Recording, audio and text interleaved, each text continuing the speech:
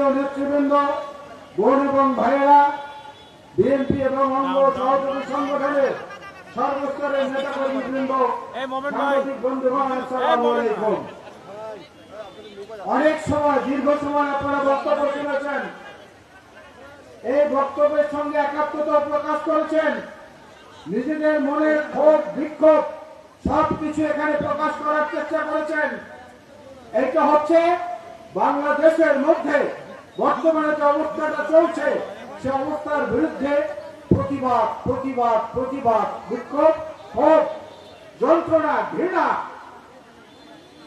আমরা ছোটবেলায় কবিতার বইয়ে পড়েছি, ছোট্ট ছোট্ট বালুকণা, ক্ষুদ্র ক্ষুদ্র বালুকণা, বিন্দু বিন্দু জল, গড়ে তোলে মহাদেশ, সাগর অতল। আজকের এই সমাবেশ কত ছোট, কত বড়, সেটা করে বড় প্রশ্ন নয়। প্রশ্ন